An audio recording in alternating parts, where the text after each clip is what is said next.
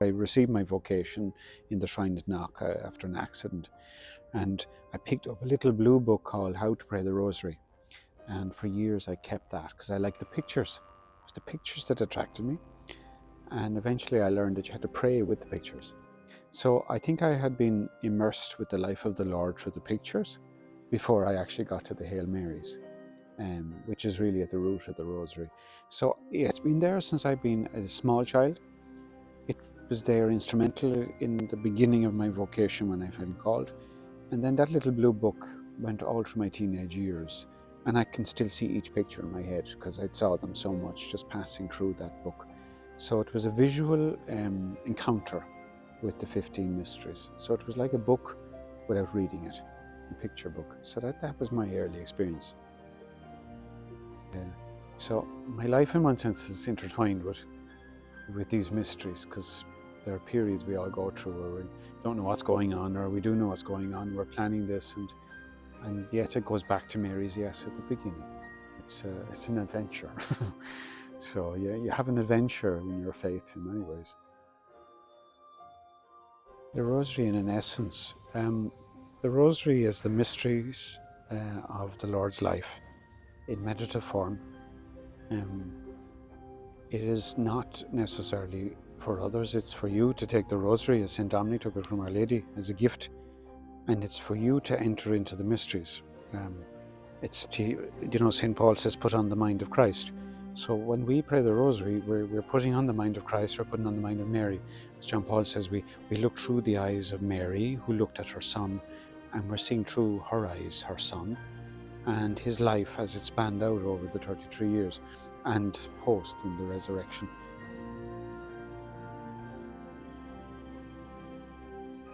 It's very daunting at first, and it could look very boring, because when you look at the mysteries and you say, oh my God, how am I going to get through all of that, because it's like one set of mysteries is 50 Hail Marys, but it's not about counting numbers. The beads are there to help us count and to give our hands something to focus on.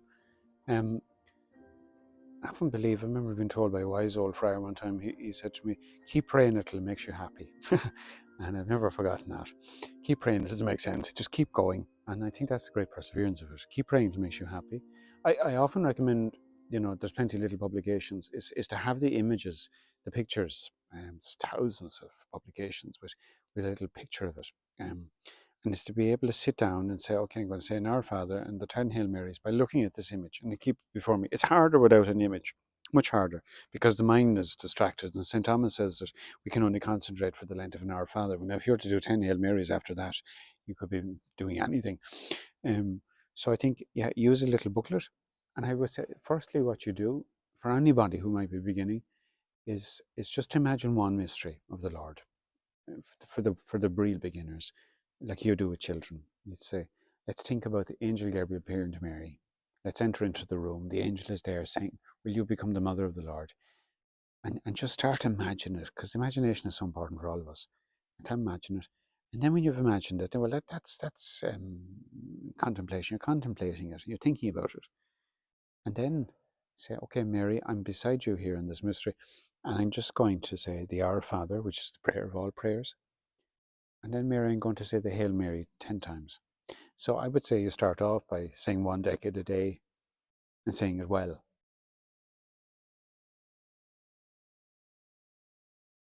The amount of people that have come to me and said that they didn't believe in anything, or they hated the church, or they hated their religion or their parents. And for some reason they ended up saying a rosary. And the great Fulton Sheen, the Venerable Archbishop Fulton Sheen, says, when you give the rosary to a grave sinner, it'll do two things. It'll annoy him, or it'll convert him. If he keeps praying, it will convert him. And that's the promise of Our Lady. It's the conversion of the person, because the soul has been filled with grace, has been moved to conversion by invoking she who is immaculate and beautiful. She wants that person to come closer to her son. It's her mission. I've seen so many people who have been converted from addictions simply by relying on the daily rosary and clinging to it in great suffering. I think the miracles are always personal. There's many miracles in the history of the church, like the Battle of Lepanto and the defeat of the Ottoman Empire against Christians, all these wonderful, wonderful big miracles. And Pius V asked for the Rosary to be prayed all over Rome and the Christians. But I think the conversions are the person. It's me. I need to be converted, and I need to be converted still. I mean, I pray every day for a conversion. I say, Lord, would you hurry on me? It's a long process. Um,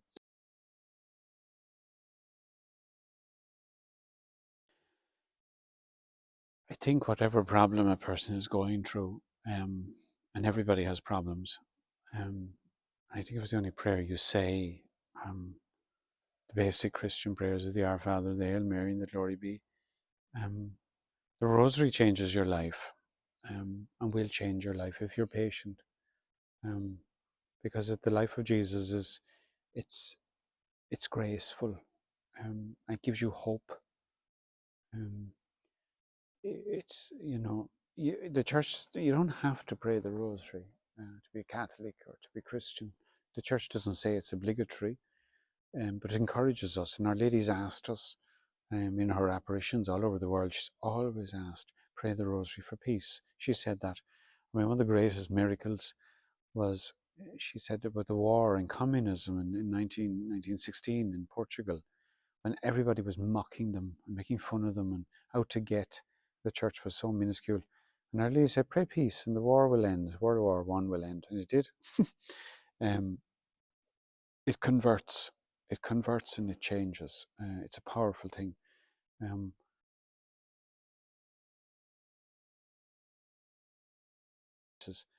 um, I remember a great story my grandmother used to tell of the year of the big wind. Now, that was long before me and you were born, way back in the 30s. And she used to talk about her grandfather, and the wind was coming. And most people lived in thatched cottages in the countryside.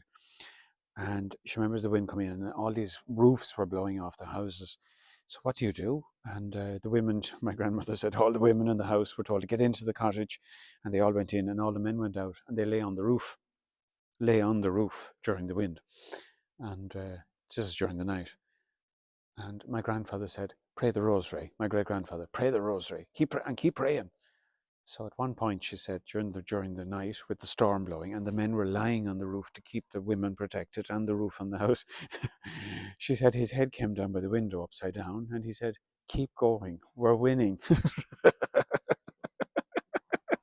So it was the prayer of the women and the strength of the men, and people just lived for that. I mean,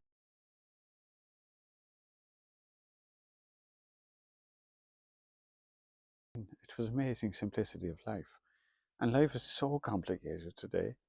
Um, Even passing your fingers, the beads through your fingers, it's a meditation alone. It's we have these things in these shops, what are they called? Worry stones. I mean, these were the Catholic worry stones for donkey's years. You rubbed your worries into it, into each mystery. Whatever you're going through, um, you pressed into it the poverty of your life at the moment, the isolation, the stress or the agony or the scourging or the sickness, and our parents pushed their worries into these beads, um, and from that grace came. And they knew they entrusted. The beads is like a river. It's like the banks of a river. It helps the thoughts flow, so you kind of flow down along it. In one sense. But even if you're not saying the Hail Marys, you can pass it through and rub that problem in. Make something incarnate, like Carlo. Make it flesh and say, I'm worried, I can't pray, I'm annoyed, or I'm angry, I'm frustrated, or I'm tempted. You can rub it into the beads. And the beads is nothing, it's a guide, it's a way. But it's such a comfort. It's such a comfort.